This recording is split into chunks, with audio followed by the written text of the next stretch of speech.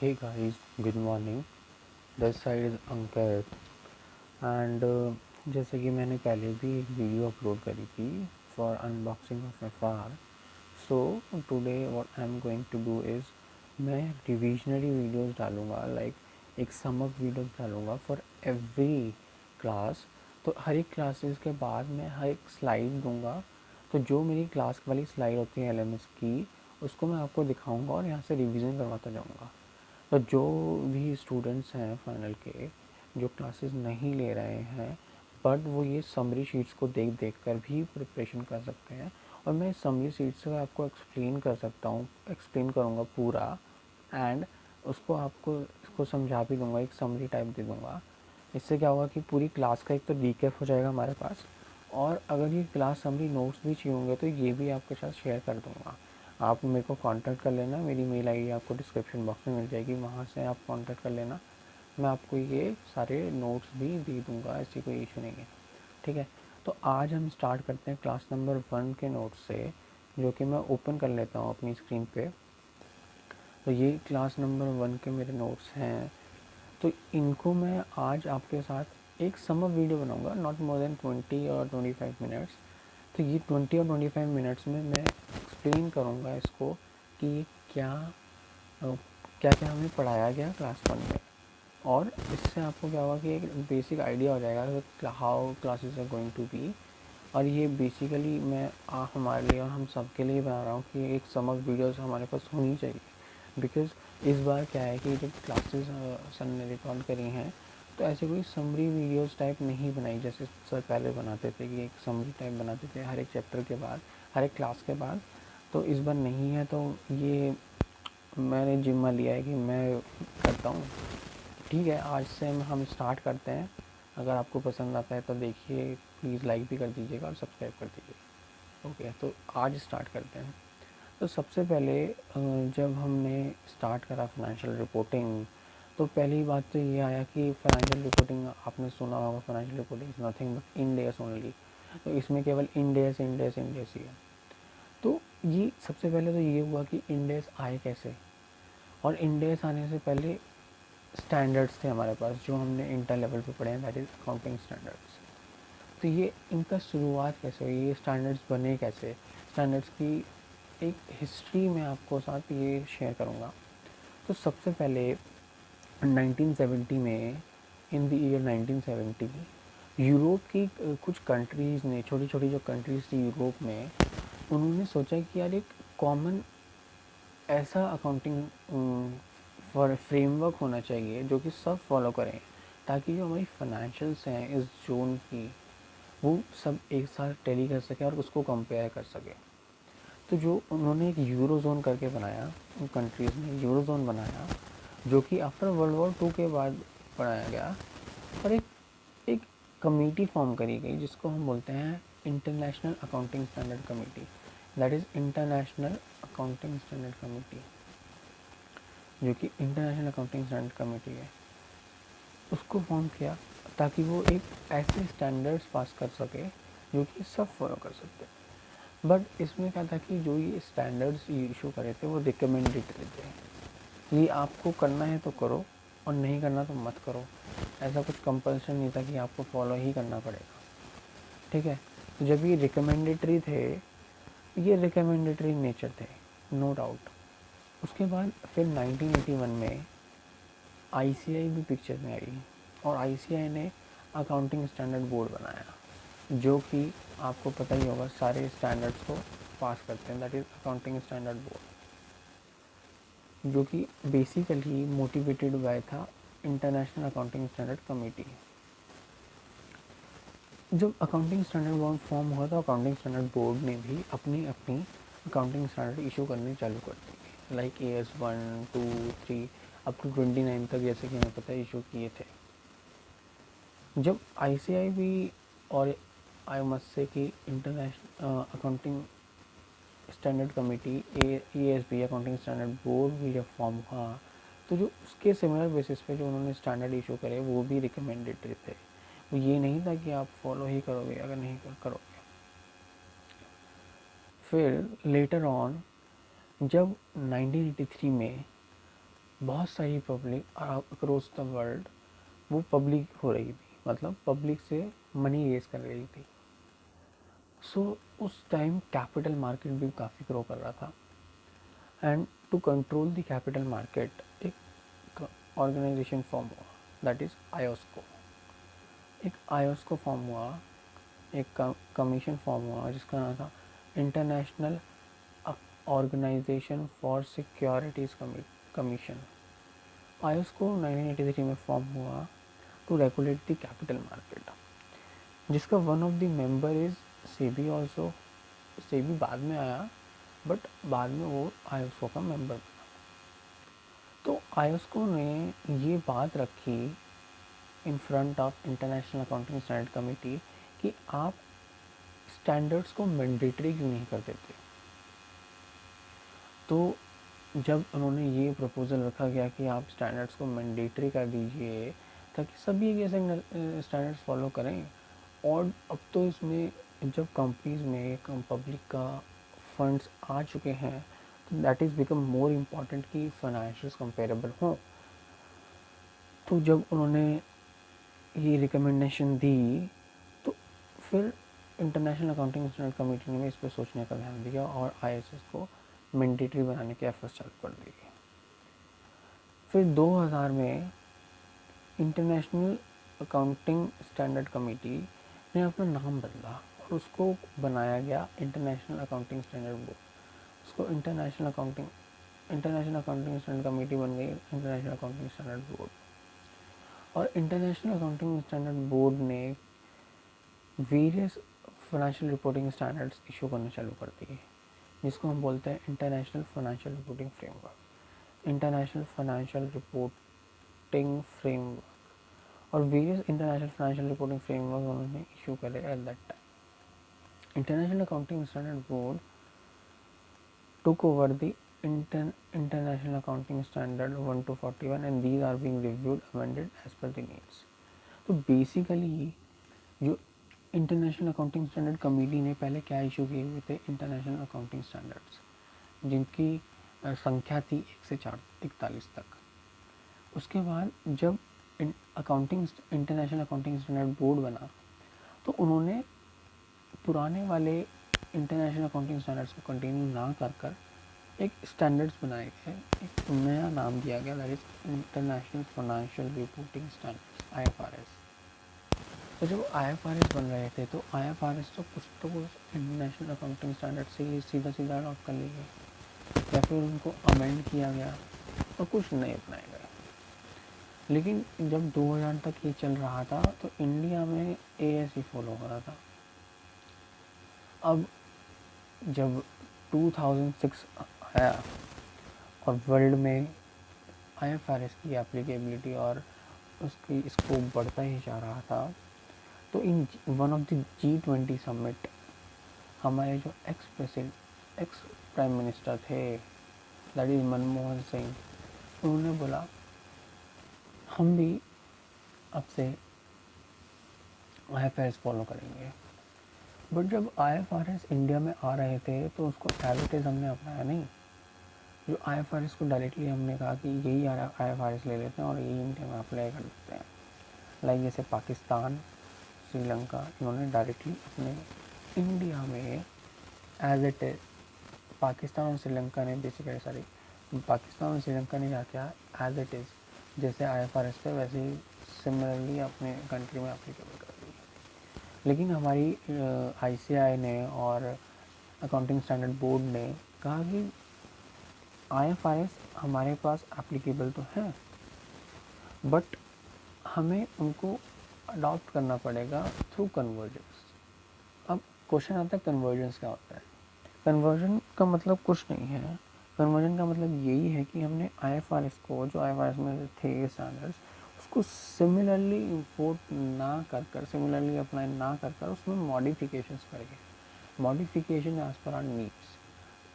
Modifications कैसे करें, जैसे एक एग्जांपल देता हूँ मैं आपको। मॉडिफिकेशन में पहला एग्जांपल ये हो सकता है कि पहले क्या था, जैसे कि IFRS बोलता है आप 52 वीक्स के भी फाइनेंशियल बना सकते हैं, लेकिन हमने क्या करा, जब कन्वर्जेंस के थ्रू करा, तो उन्होंने बोला कि हम 52 वीक्स के बाद हटा देते हैं, तो दैट इज़ द मॉडिफिकेशन, और ये मॉडिफिकेशन करा और इसको हमने बोला कन्वर्जेंस। जब स्टैंडर्ड्स, अकाउंटिंग स्टैंडर्ड्स सब जगह मैंडेटरी हो रहे थे, तो मैंडेटरी बनाने के लिए इंडिया में उसको हमने सोचा मैंडेटरी इसको लीगल फॉर्म कैसे दिया जाए। तो लीगल फॉर्म देने के लिए 2006 में कंपनीज अकाउंटिंग स्टैंडर्ड रूल बनाए गए, जो कि नोटिफाई करे गए, जिसको हम AS बोलते हैं। AS नोटिफाई करे 2016 में, 2006 में, एंड 2015 में गए companies Indian accounting standard rule 2015। सो इससे क्या हुआ कि जो रिकमेंडेटरी स्टैंडर्ड, अकाउंटिंग स्टैंडर्ड से उनको मैंडेटरी बना दिया गया। तो ये तो थी ब्रीफ हिस्ट्री कि कैसे स्टैंडर्ड्स बने और कैसे स्टैंडर्ड्स आए इंडिया में। उसके बाद अब जो हम कह रहे हैं कि इंड AS और IFRS, बोला IFRS को हमने डायरेक्टली अपनी कंट्री में इंपोर्ट नहीं करा एज इट इज़, हमने कुछ कन्वर्जन्स किए, कुछ मॉडिफिकेशंस किए। अगर मैं बोलूँ मेजरली IFRS और इंड AS में कोई फ़र्क नहीं है, केवल 6 ऐसे मैटर्स हैं, ओनली 6 मॉडिफिकेशंस हैं। किसमें? इंड AS में ओनली 6 मॉडिफिकेशंस, केवल 6 मॉडिफिकेशंस हैं जो कि डिफरेंट है as compare to the IFRS।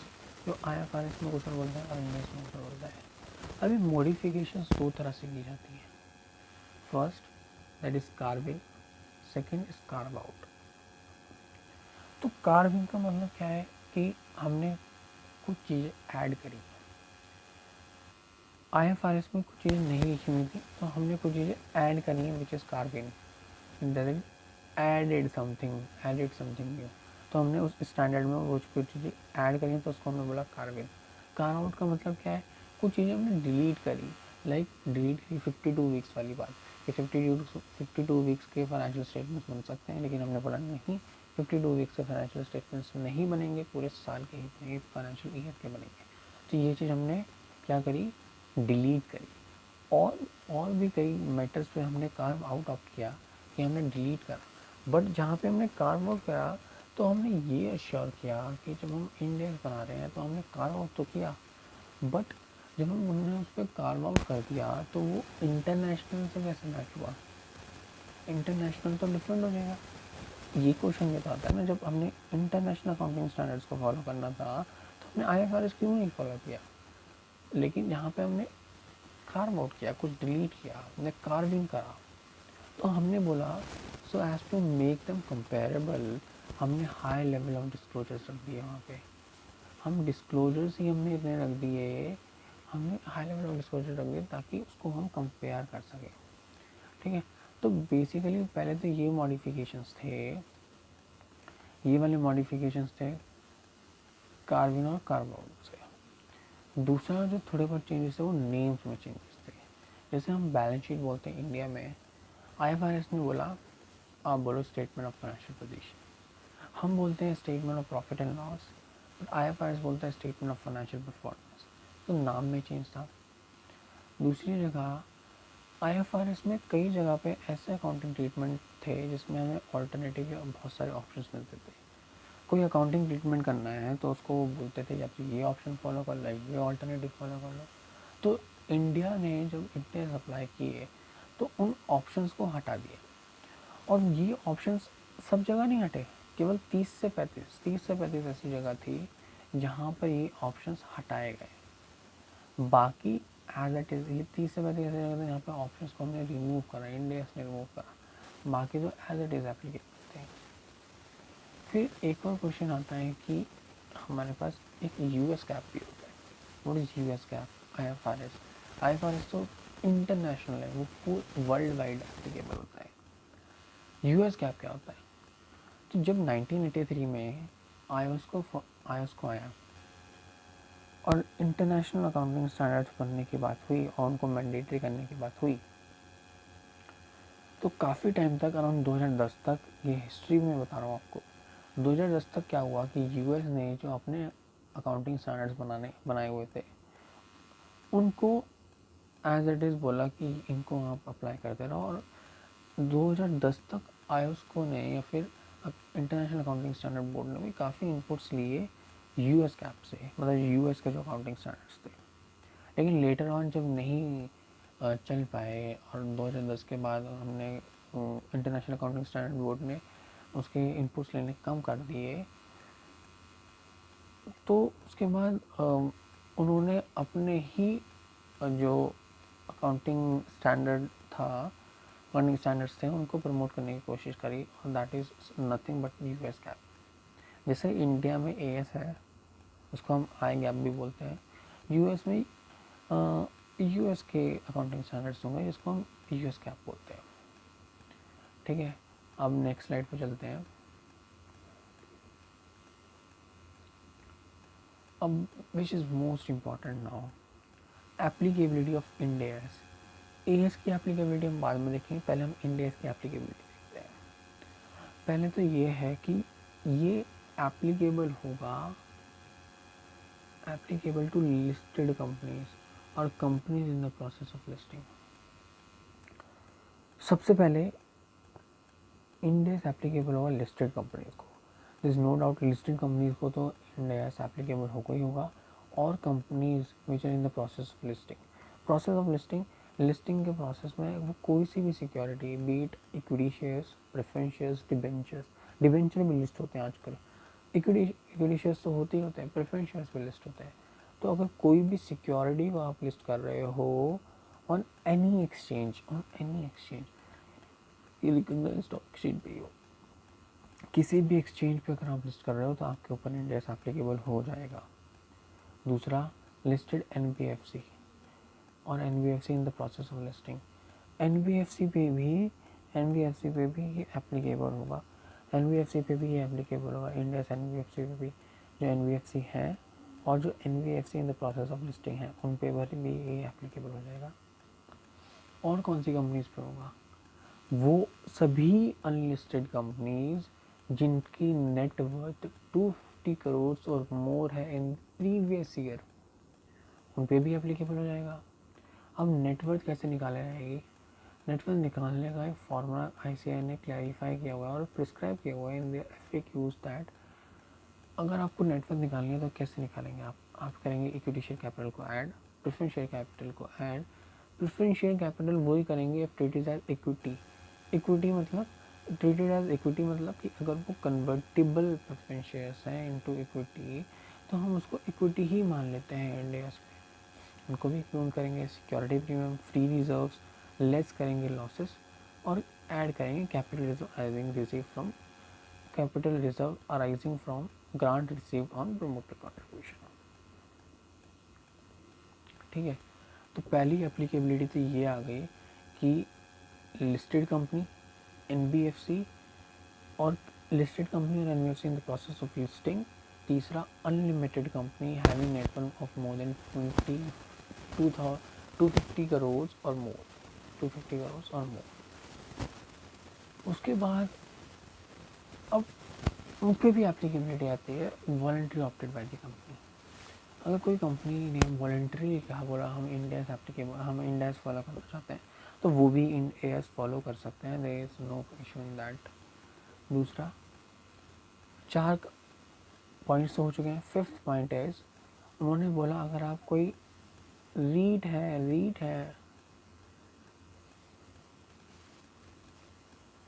और इक्विट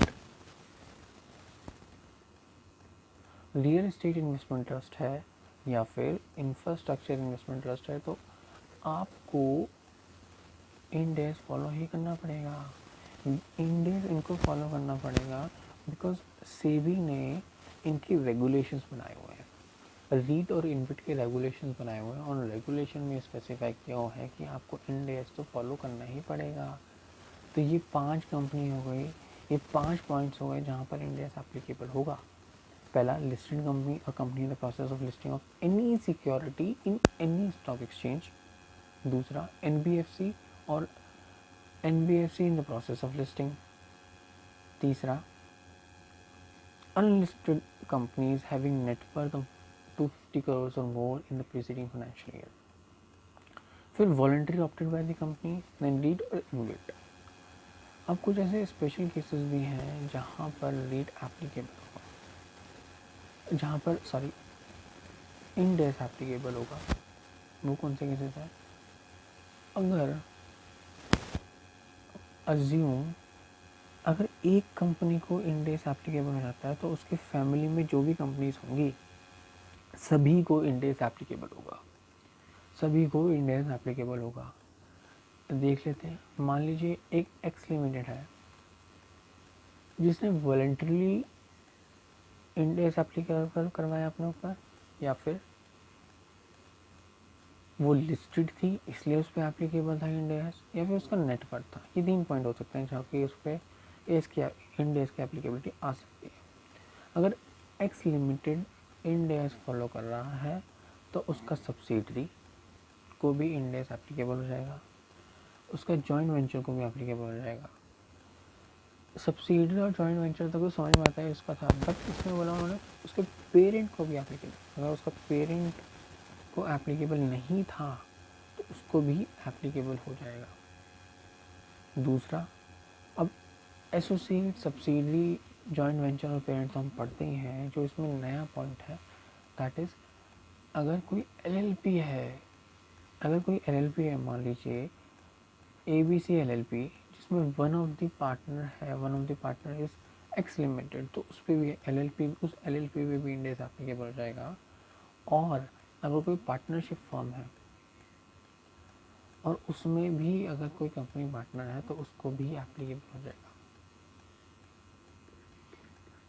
ठीक है, पहला स्पेशल केस देखा हमने कि इंड एस एप्लीकेबल हो जाएगा फैमिली ऑफ कंपनी को, कि पूरी फैमिली को ही इंड एस एप्लीकेबल हो जाएगा। ये वायरस है, एक कंपनी को लगा तो उसकी जॉइंट वेंचर को, उसकी सब्सिडरी को, उसकी पेरेंट को, उसकी एलएलपी की पार्टनरशिप फर्म को, सबको लग जाएगा, सबको। दूसरा स्पेशल केस क्या है, हमने ऊपर एक पॉइंट छोड़ दिया था दैट इज कि इंड एस बैंक और इंश्योरेंस कंपनीज को नहीं लगता। हालांकि ये काफ़ी बात चली कि जब आप एक इंटरनेशनल अकाउंटिंग स्टैंडर्ड फॉलो कर रहे हैं तो आप बैंकिंग कंपनीज और इंश्योरेंस कंपनीज के साथ ये दोहरा व्यवहार क्यों कर रहे हैं। तो बैंकिंग और इंश्योरेंस कंपनीज ने बोला कि हमारे पास अभी इतने रिसोर्सेज नहीं हैं और हमारी ब्रांचेस इतनी ज़्यादा है और हमारे पास इतने अभी रिसोर्सेज नहीं है कि हम इन डेज को फॉलो कर सकें प्रॉपरली। तो फॉर द टाइम बीइंग जब ये अप्लाई हो रहा था इन डेज, गवर्नमेंट ने बोला अभी हम आपको एग्जाम कर देते हैं लेकिन बाद में हम आपको भी इन डेज में ले आएंगे। और ये होने ही वाला था जब अराउंड 2020 में या फिर 21 में हम ये करने वाले थे कि हम बैंकिंग और इंश्योरेंस कंपनीज को भी इंडिया को अप्लीकेबल करवा दिया। और जब से कोरोना आ गया तो ये डेफर हो गया मैटर, अब ये बाद में ही देखा जाएगा। और यहाँ से जैसा कि सर ने भी बताया था कि ये अब लगभग 4 से 5 साल तक तो नहीं होगा, आगे कम से कम 4 से 5 साल आगे। तो स्पेशल केस में हमने दूसरा स्पेशल केस देखने जा रहे हैं और ये हमने उससे पहले हमने ये देखा कि बैंकिंग और इंश्योरेंस कंपनी को इंडिया एप्लीकेबल। अगर मान लीजिए सब्सिडरी कंपनी बैंकिंग कंपनी है तो बैंकिंग अगर एक्स लिमिटेड की सब्सिडरी है एक बैंकिंग कंपनी, मान लीजिए एसबीआई, एक्स लिमिटेड कंपनी है और उसकी सब्सिडरी है एसबीआई, तो हमने बोला एसबीआई पे इंडिया एप्लीकेबल होना चाहिए ना अगर एक्स लिमिटेड पे है तो, लेकिन इसको इज़म कर दिया गया। तो आपने उसने बोला कि बैंकिंग कंपनी तो बैंकिंग कंपनी पे केवल इंडेस नहीं लगा, ए से लगेगा, बट बैंकिंग कंपनी को डेटा प्रोवाइड करना पड़ेगा इन देयर फाइनेंशियल्स। ऐसे भी इंडेस वाले फाइनेंशियल्स बनाने पड़ेंगे और ईएस वाले भी बनाने पड़ेंगे। इंडेस वाले फाइनेंशियल्स बनाने पड़ेंगे ताकि वो अपना डेटा और इन्फॉर्मेशन पेरेंट्स को दे दे और पेरेंट उसको कंसोलिडेशन में यूज़ करेगा। अब तीसरा स्पेशल केस क्या है? तीसरा स्पेशल केस ये है कि अगर parent is a banking insurance company, अगर पेरेंट बैंकिंग कंपनी है तो पेरेंट बैंकिंग कंपनी है तो एएस एप्लीकेबल होगा। अगर पेरेंट बैंकिंग कंपनी है, बैंकिंग कंपनी का पेरेंट है तो एएस ही एप्लीकेबल होगा। और सब्सिडी अगर उसका नेटवर्क 250 करोड़ से ज़्यादा है तो उस पर इंडिया एप्लीकेबल होगा, लेकिन वो डेटा प्रोवाइड कैसे करेगा? As per India, as per India. आगे बढ़ते हैं। चौथा स्पेशल पॉइंट क्या है, अगर ओवरसीज़ पेरेंट है। अब ओवरसीज़ पेरेंट है तो हम उस पर इंडियस की एप्लीकेबल नहीं कर सकते। लाइक यूएसए में कोई पेरेंट से होल्डिंग कंपनी यूएसए में, तो वो तो अपना यूएस गैप ही यूज़ करेंगे। वो अपना यूएस गैप ही यूज़ करेंगे, उस पर हम एप्लीकेबल नहीं कर सकते। और ओवरसीज सब्सिडरी है, overseas subsidiary parents in India, तो भी overseas subsidiary will also not apply S. तो अगर वो उसकी टेरिटरी बाहर चली जाएगी तो उस पर इंडिया एप्लीकेबल नहीं होगा ना, सिंपल इज दैट। बट वो डेटा जरूर प्रोवाइड करेंगे एज पर इंडिया। अब आपके मन में भी आएगा कि यार इंडिया में डेटा कैसे प्रोवाइड करेंगे। इंडिया में डेटा प्रोवाइड करेंगे बिकॉज अगर ओवरसीज सब्सिडरी है तो कंट्रोल पेरेंट का ही है ना। तो जो भी अपॉइंटमेंट ऑफ एम्प्लॉयज़ होगा एज पर द होल्डिंग हो जाएगा। और मे बी होल्डिंग कंपनी क्या करेगी, सब्सिडी में ऐसा क्वालिफाइड पर्सन को अपॉइंट कर देगी जो कि इंडेक्स में उसके बैलेंस शीट बना सके, सिंपल। अब एएस, अब हम एएस की बात करते हैं। एएस किसके ऊपर एप्लीकेबल है, तो बैंकिंग और इंश्योरेंस कंपनीज पे जब इंडेक्स एप्लीकेबल नहीं है तो उन पर क्या एप्लीकेबल है, एएस एप्लीकेबल है। दूसरा, अनलिस्टेड कंपनीज पे उनकी जिनकी नेटवर्थ 250 करोड़ से कम है तो उस पर भी अब एएस एप्लीकेबल होगा। अब नॉन कंपनीज का क्या, जो कंपनी के फॉर्म में नहीं है but they are doing their businesses, तो उनको क्या, उनको किस फॉर्म में आप देखते हैं, उनको क्या है, उनके उन पर कौन सा अकाउंटिंग स्टैंडर्ड्स एप्लीकेबल होंगे।